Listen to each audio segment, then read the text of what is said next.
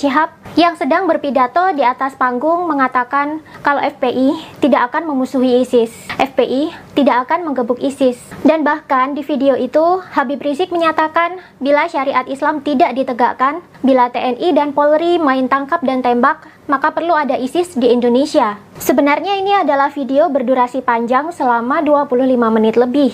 Sebenarnya ini adalah video berdurasi panjang selama 25 menit lebih.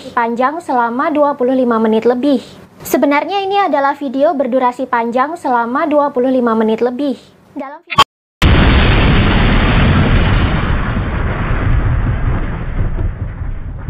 ini banyak pihak-pihak menginginkan supaya kita bermusuhan dengan ISIS, betul? Supaya kita menggebuki ISIS, betul? Itu tidak akan dilakukan oleh FPI, sudah. Kalau pemerintah zalim, tentara jahat, polisi jahat, main tangkap, main tembak, rakyat hartanya dijarah, tanahnya dirampas, syariat Islam disingkirkan, saudara. Saya bertanya, kira-kira besok perlu ada ISIS tidak? Perlu ada ISIS tidak? Takbir!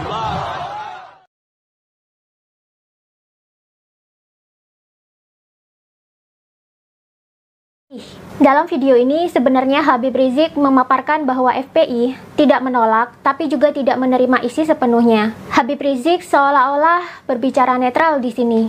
Tapi dalam ceramahnya tersebut banyak sekali pesan-pesan hipnotis yang disisipkan untuk melegalkan berdirinya ISIS. Jika syariat Islam tidak ditegakkan di Indonesia katanya. Bagaimana pesan-pesan hipnotisnya?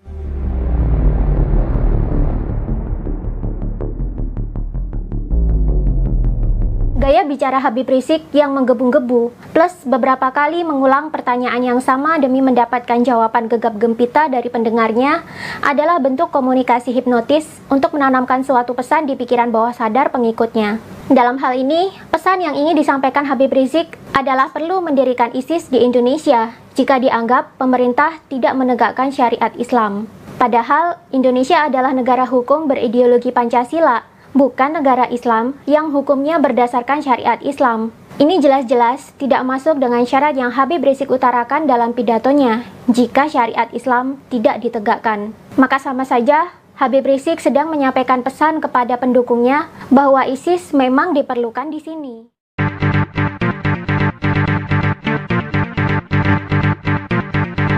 Itu yang muncul pertanyaan adalah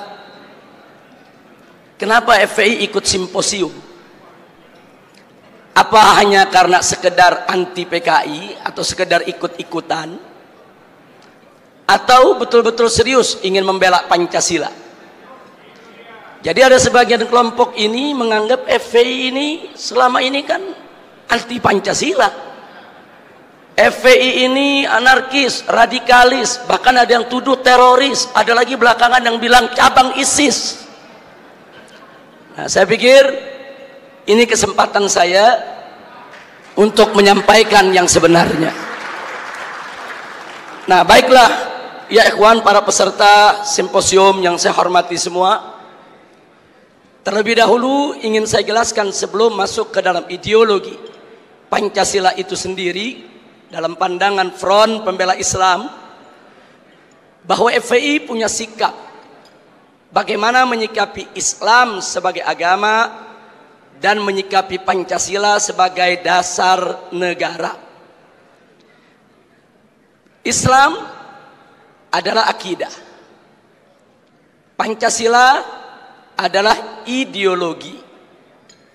Akidah datang dari sumber ilahi, tidak bisa ditawar dan sudah merupakan harga mati keyakinan. Sedangkan ideologi adalah sumber insani, datang dari ide-ide manusia. Nah, yang jadi persoalan di sini ingin saya garis bawahi bahwa Islam sebagai akidah menolak semua ideologi yang bertentangan dengan ajaran Islam. Semua ideologi yang bertentangan dengan ajaran Islam. Nah, tinggal sekarang pertanyaannya, apakah Pancasila bertentangan dengan ajaran Islam? Andai kata Pancasila bertentangan dengan ajaran Islam, wajib kami sebagai umat Islam untuk menolaknya. Tapi manakala Pancasila itu tidak bertentangan dengan ajaran Islam, tidak ada alasan bagi kami sebagai warga negara Republik Indonesia untuk menolaknya. Nah, untuk itu di sini langsung saja untuk menyingkat waktu, perlu kita sama ketahui bahwa ideologi di dunia ini, apapun warnanya, apapun jenisnya, apapun bentuknya, tidak keluar dari 3 kelompok. Ideologi yang pertama adalah ideologi yang mengakui Tuhan yang Maha Esa itu ada dan berkuasa mengatur urusan dunia dan akhirat. Sedangkan yang kedua adalah ideologi yang mengakui Tuhan yang Maha Esa itu ada, tapi dia tidak mengakui kekuasaan Tuhan yang Maha Esa itu untuk mengatur dunia. Bagi yang bersangkutan, Tuhan yang Maha Esa itu hanya untuk mengatur urusan akhirat saja, sedangkan dunia biar manusia yang mengaturnya. Sedangkan yang ketiga adalah ideologi yang tidak mengakui adanya Tuhan yang Maha Esa, apalagi mengakui kekuasaannya di dunia dan akhirat.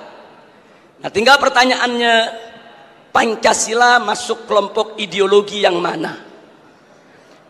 Untuk yang nomor 3 sudah jelas, di sanalah bercokol, yaitu kelompok ateisme, kelompok komunisme, leninisme, marxisme, yang memang mereka tidak mengakui kekuasaan Tuhan yang Maha Esa. Sedangkan kelompok yang kedua ini terkenal sekali, ini merupakan kelompok-kelompok sekuler sejati yang tidak ingin sama sekali menjadikan agama yaitu sebagai dasar pijakan di dalam mengambil kebijakan-kebijakan negara. Sedangkan yang nomor 1 ini bukan hanya sekedar mengakui Tuhan yang Maha Esa itu ada, tapi juga mengakui bahwa Tuhan yang Maha Esa itu berkuasa mengatur urusan dunia akhirat, sehingga segala kebijakan negara tidak boleh bertentangan dengan aturan-aturan yang datang dari Tuhan yang Maha Esa. Dan alhamdulillah, kalau kita memperhatikan pembukaan Undang-Undang Dasar 1945, di sana ditegaskan dengan tanpa keraguan.